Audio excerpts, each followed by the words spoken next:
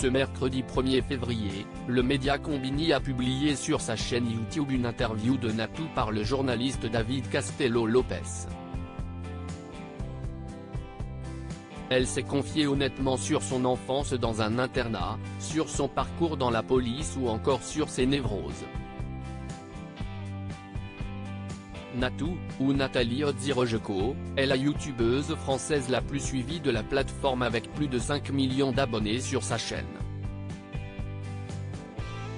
Elle s'est nommée par le passé un dinosaure de YouTube puisqu'elle s'est inscrite dès 2006 et a publié sa toute première vidéo, une parodie de l'émission Confessions intimes, en 2011. En dehors de YouTube, l'ancienne policière est apparue dans la 3e saison de la série Sam sur TF1, dans l'émission Les Traîtres sur M6 et a été la co-présentatrice dans la 2e saison de True Story disponible sur Prime Video. Elle a également publié 2 livres intitulés Icônes reprenant la forme d'un magazine de mode. J'ai essayé de me faire hypnotiser pour ça. Natou était l'invité du journaliste David Castello Lopez pour le média Konbini dans le format Small Talk, à découvrir ici, la faisant ainsi parler de tout, sauf ce pourquoi elle est connue. La créatrice de contenu s'est ainsi confiée honnêtement sur son enfance dans un internat, sur son parcours dans la police ou encore sur ses névroses. Est-ce que tu as des névroses ou des obsessions ? Lui a demandé le journaliste.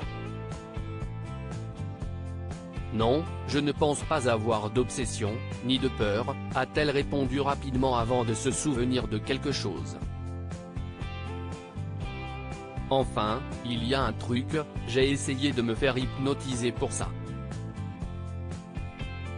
Si je ne mange pas une tablette de chocolat par jour, je meurs. Enfin, c'est ce que me dit mon cerveau.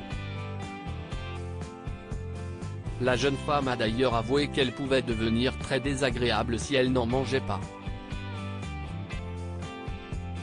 Et il y a des moments où si je ne mange pas mon chocolat, je peux être vraiment énervé et trembler comme quelqu'un qui est en manque de clope quoi. C'est fou, a confié la créatrice de contenu. Je devais les serrer très fort. Natou a ensuite expliqué comment s'étaient passées ces séances d'hypnose.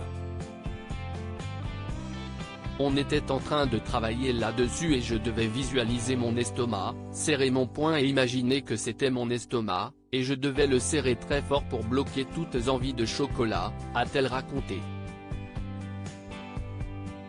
Il a essayé de me mettre en tête que ça me dégoûtait carrément, que là je visualisais un gâteau ou quelque chose de sucré et que ça me donnait envie de vomir.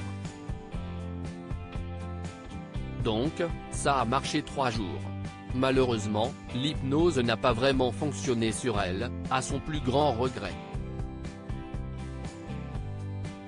À lire aussi, Natou se confie sur le départ de son père. J'avais 4 ans, ma mère a dû se débrouiller toute seule.